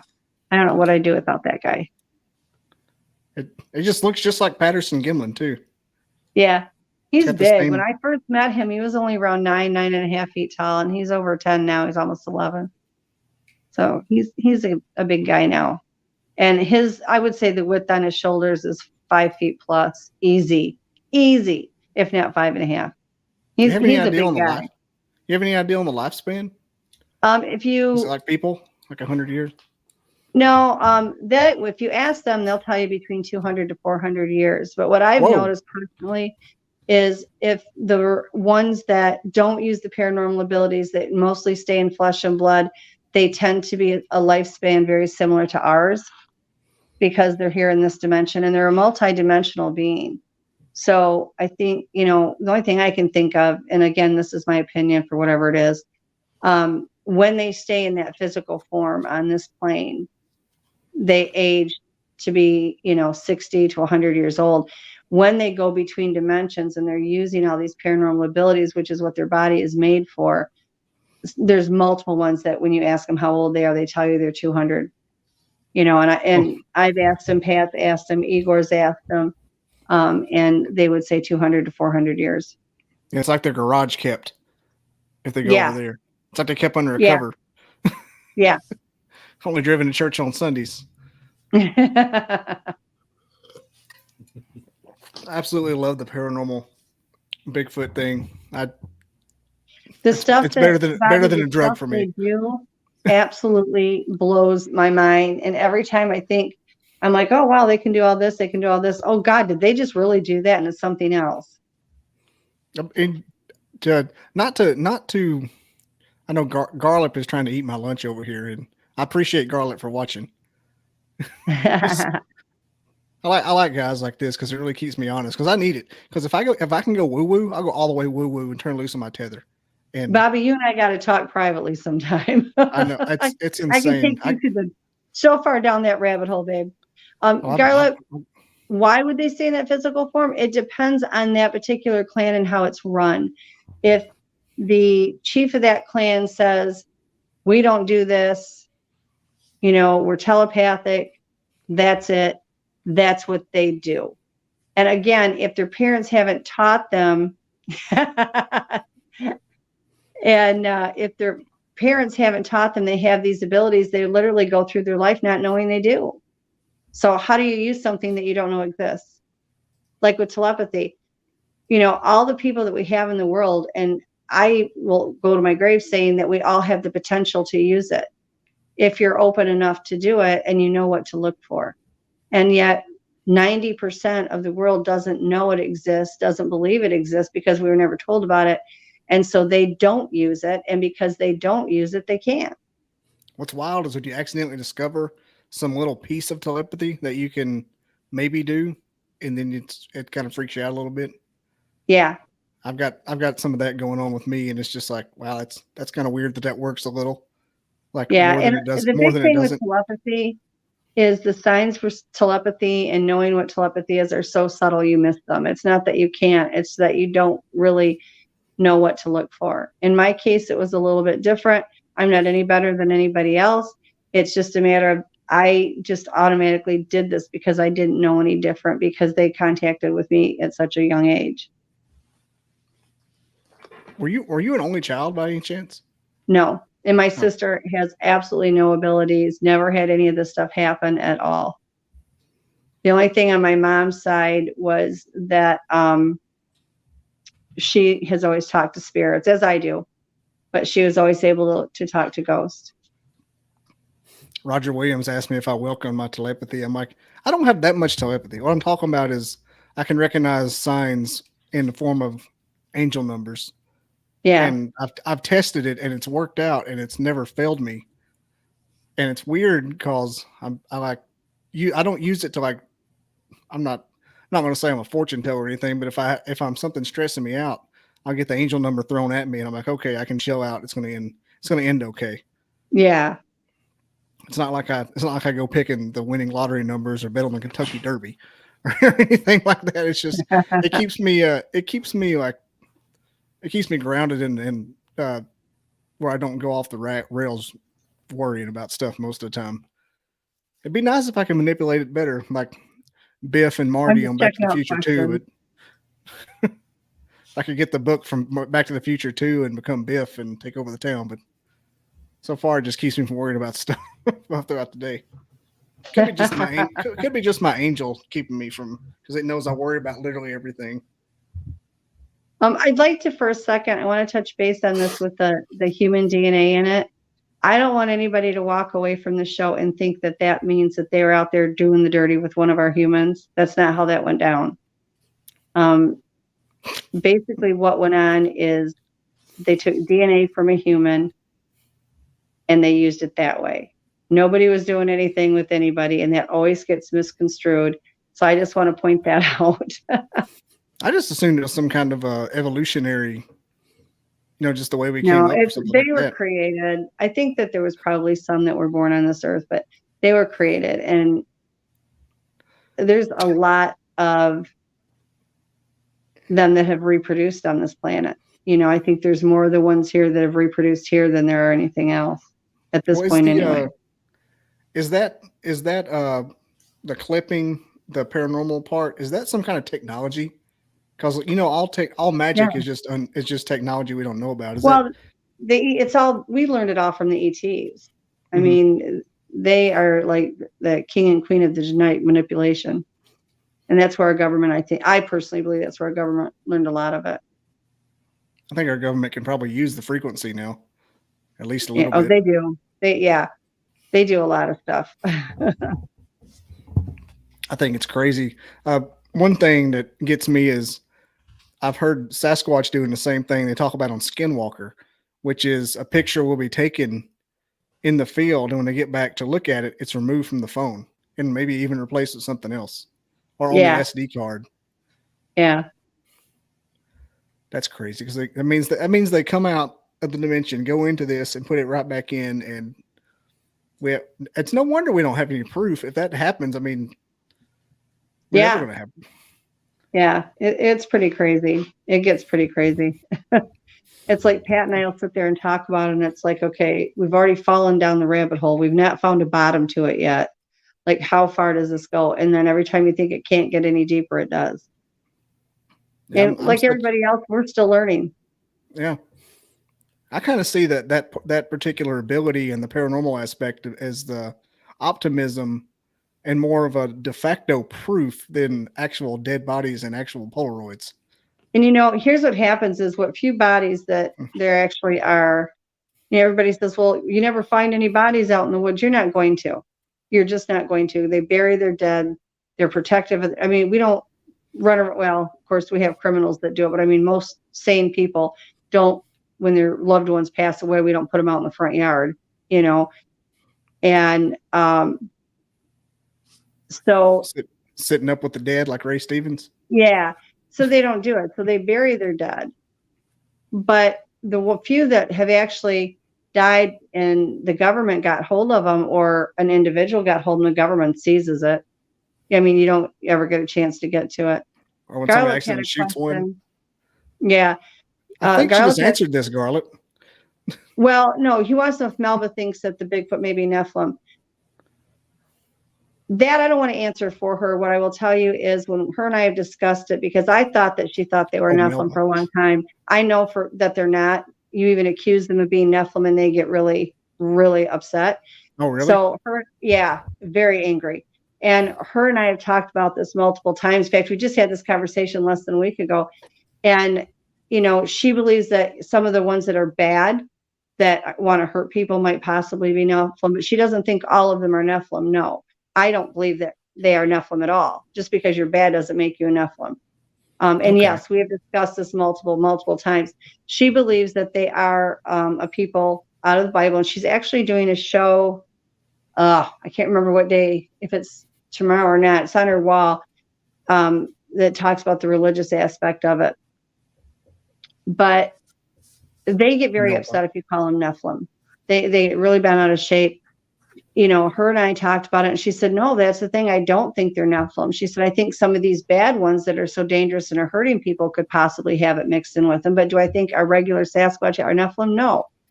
You know, she thinks they could be from another part of the Bible. And her and I have discussed that, but I would never, you know, want to speak for her. I was thinking maybe they were interchangeable, since they're fallen angels and aliens are possibly the same thing.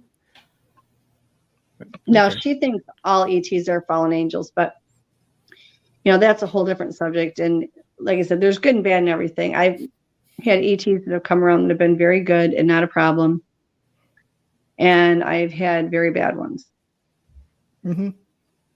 I hate when I hear people tell me that ETs are all good. I'm like, well, that's not possible.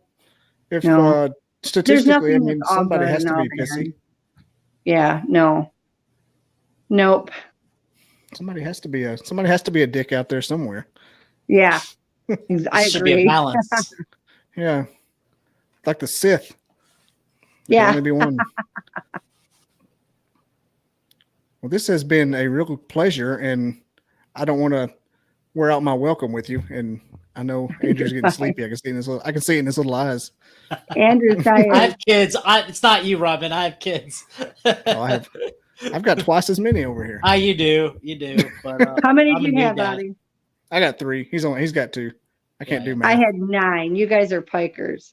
Yeah, we're I'm done. I couldn't imagine 9 kids. That's how many Merle Haggard had in the Working Man song. 9 kids and a wife. Yeah. And, you know, my kids have all been exposed to it. Some of them remember him as a little kid. Some of them don't. My youngest, she, I think, remembers more of them than a lot of it, you know, and she's seen him here every now and then too. So she had just said, Mom, I haven't seen him in a while. She said, you guys have all seen him, but she said, her and her husband are staying temporarily with us while they look for a home. And she's like, you know, you guys just see him all the time. I haven't seen him in a while. It was like a week later, she went to go to work, and one of the younger ones ran in front of her car and went off to the side and down. She said, strike that. I see him. Do your kids all believe? All 9 of them? No, of course not. They have memories of them.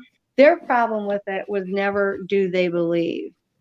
When it comes push to shove, they'll kind of cave a little bit. But, you know, there's a lot of stigma to people that are in this field. So I tried really hard when they were kids not to bring it up in front of their face, like with their friends and stuff. They had certain friends that they told, and they would see things at the house.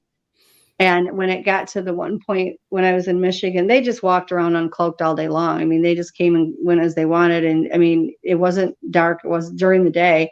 And so we got to where we didn't let a lot of people over. So they, you know, my younger ones saw a lot more than my older ones. My older ones have vague memories. And I've got, most of the kids have those memories.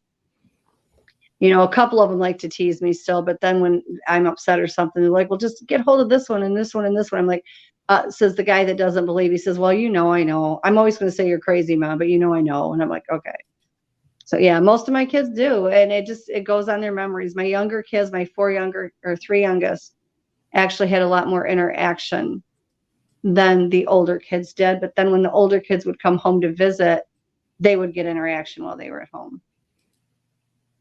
It's got to be sort of a, I don't know, it goes against how your body's designed, your brain's designed to think. It is, you know, and their biggest concern was, you know, as a typical kid, and I get it, was a matter of, you know, I go to school or all my kids, the kids at school are going to think I'm crazy. Like, don't tell anybody, Mom. And I'm like, I'm trying not to tell anybody. And, you know, I went to the scientific conference in Russia and Siberia and spoke. Igor had invited me there. And I really was naive because I did not think what went on there would be shown on TV here. And I went, I was invited to go. They paid for all my expenses to go there. I was treated wonderfully. We went up in the Black Mountains and had the conference. And I came back, and as soon as I got off the plane in the US, everybody knew. Like, I got pulled around by what do they call it when you go in, you show your passport? Oh, customs. Customs, thank you. Yeah. I got pulled over by a customs agent, and he said, or it was a woman and a guy, and they're like, "You're that American woman that went to Russia about the Bigfoot." And I'm like, I didn't think it'd ever come back. So it kind of put my kids where the cat was out of the bag, because their parents saw it, and they're, then they talked to the kids, and they didn't get teased a lot. I was surprised they didn't get harassed, like I thought they would. They each had one friend that would come over a lot and had experiences, and they were there when a lot was going on. Like my youngest, she was like, "Mom, I just want curtains, thick, heavy, dark out curtains over every window in this house. I'm tired of looking outside and seeing them looking in." That part creeped her out. She didn't like that part at all. The rest of the time, she would go outside. She'd play. She had an instrument. She was either playing the clarinet. I think she had the clarinet at the time. Mm-hmm. And she would go out there and play the clarinet for them. And they would just come right out of the woods. They loved it. Absolutely loved it.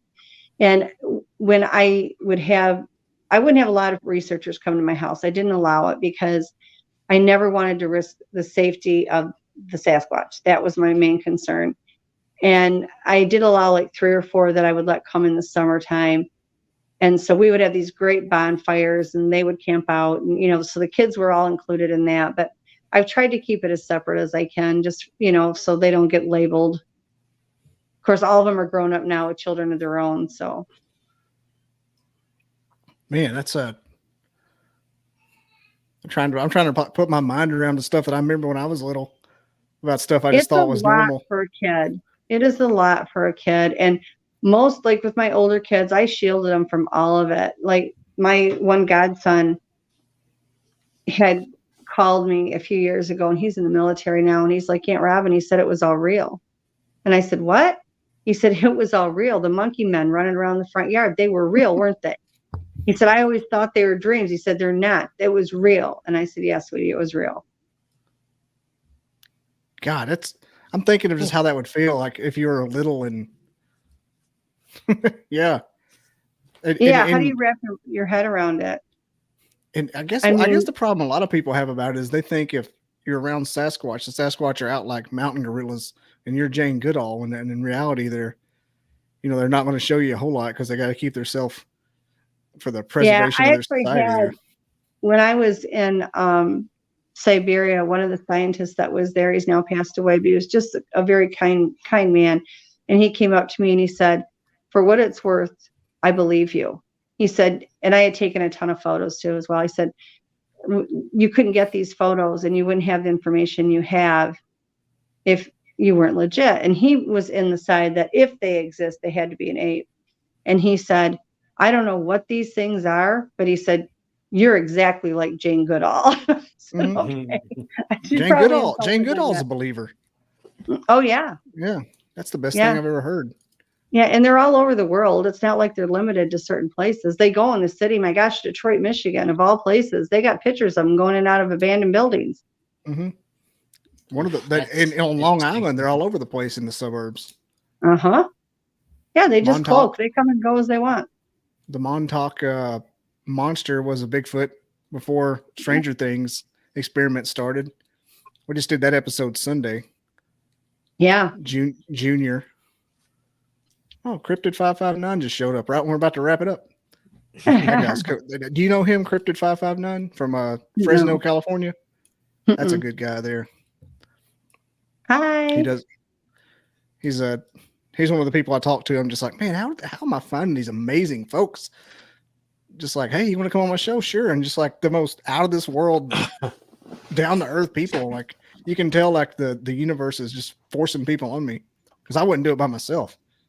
I'm a dirtbag. Yeah. Who wants to talk to me? But well, like I said, I think more things are coming out now. It love me, hate me, whatever. I can know when I go to bed at night, I've never lied to anybody about it. I don't have any reason to. What am I going to gain out of it other than resentment and people that call me crazy? I don't make money at this. I work with people all over the globe. I don't charge anybody a dime. So it's not like I'm getting any type of monetary gain from it. But, I can't change it. It's the truth. I'm not going to lie about it to make it easier for other people to handle. I just refuse to do it. And I stayed quiet for many, many years. And I did the conference in Russia. I came home and I did 2 small conferences in Michigan. I had death threats. I had somebody that wanted to bash my head in thinking the Bigfoot would then come running and they were going to protect me. I had another guy that wanted to kidnap me and put me in a cage thinking the Bigfoot would come to get me out. And I said, you know what? I've got kids. I can't do this. So I stayed home. I played with my cryptids. I dealt with the ETs and just said, forget it. I'm not doing this anymore. And then almost 5 years ago, I helped Melba on her study. They were the ones that told me to find the woman with the golden color hair and help her with the study. So I did. I did that. And then we got government death threats. We got everything else. And so that was fine. And I just said, I'm done with this. I'm not going to do this anymore. And I would have stayed that way.